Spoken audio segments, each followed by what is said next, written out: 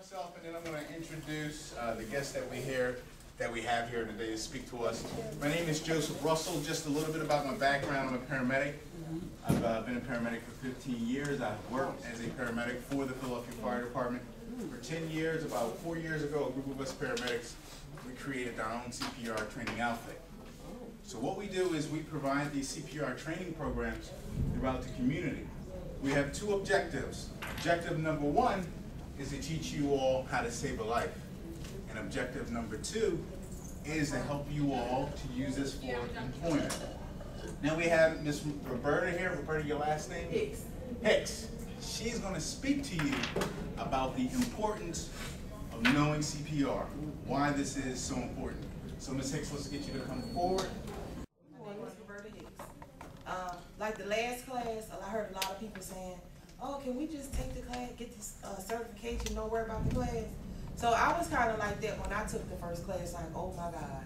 Because I knew CPR, I didn't know child and infant CPR, I know adult CPR. So I was like, oh my God, I have to sit in here all day, listen to this. But when I was here, believe it or not, I asked like a million questions.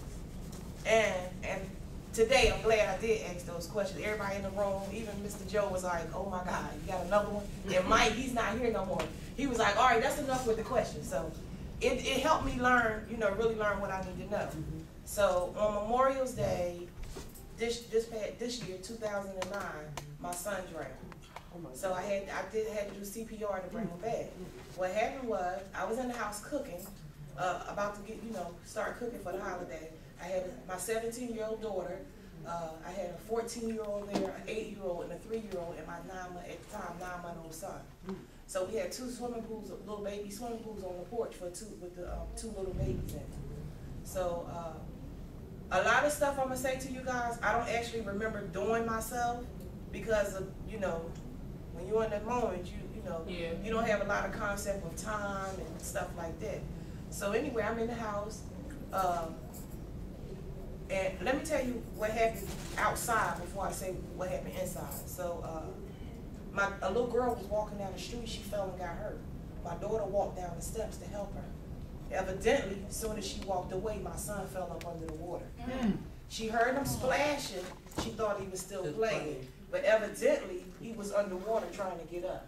So the 3-year-old was like, "Shy, look at Robert." But in this short amount of time, it's only a matter of probably seconds. It couldn't have been too long, So she pulled him up out the water, and I just heard all this scream, "Mom, Mom!" So I'm running cause my kids don't holler like this. So I'm running trying to figure out. So she met me at the door with my baby. My son is lighter than me. When he came, he was dark, maybe like your complexion. He was completely dark, lips completely blue. So when I saw him, he was just like this baby. Arms out, no movement, no nothing. So I was like completely dead, like no nothing. So of course, as a parent, I'm a panic. So I'm doing this, oh my God, oh my God, oh my God. And I had to clear my head, think, calm down, and I put him on the floor. When I first started the compressions, he was so full of water, the compressions didn't even work. Now, mind you, I didn't stop, I didn't look and listen and all that, because at this point, he's blue. I know he's not breathing. There's no oxygen nowhere. So I started compressions, nothing was going on. Did a couple of breaths, nothing happened. I did about 3 seconds, nothing happened. So I readjusted his, his airway, tried it again. I did maybe 5 more seconds, still nothing. So, now mind you, this is the part I don't remember all of this. My neighbor came over when it happened, and she was saying, I was on the phone with the paramedics that I don't remember talking to. I was on the phone, and by this time I had to pick my son up by his neck because his airway, it wasn't open enough to get enough air. So I'm holding the phone, got his head up, doing compressions and blowing. Like I said, I did maybe a good 10, 11 sets. I don't remember. I don't remember how many I counted, but I'm telling you, the last breaths, I swear I took the last breath out of my body and blew as hard as I can. I literally had my son whole face in my mouth, his whole face. So he did a little, little movement. I kept going. I did 2 more sets before he actually started breathing. So I went on and turned him in a recovery position. But she said I was talking to the baby the whole time. Come on, Robert, breathe for mine. I don't remember saying any of this or anything. They say I cussed the kids out. Wow. It's believable. But I just don't remember any of this. But I was like, somebody better do something. Call somebody, do something. Now, mind you, I'm on the phone, still telling them they better call somebody to do something. But I was still doing the CPR because I remember in my mind, I remember Joe saying, no matter what, keep doing it. Keep doing the CPR till the paramedics get there. But once he started breathing, I turned him on his side. Now, when I tell you he was real, like lethargic, eyes rolling in the back of his head, and you could tell he wasn't breathing right, but he was still breathing. He was doing something. He was like, like that. So, but I kept him there, and I at this point I remember talking to him. I was rubbing his back, talking to him.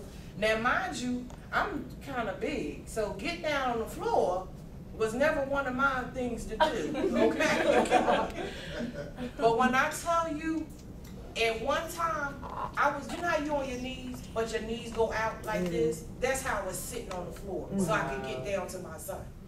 I was doing whatever I could. I was like, I can't let this baby go. Yeah, and all of this stuff, I'm thinking about everything. So I was kind of out of it. So let me tell you, I had him like this. He never threw up, never threw up no water, nothing. So by this time, the paramedics came. Now, from the time my girlfriend called 911 to the time they got there was 9 minutes.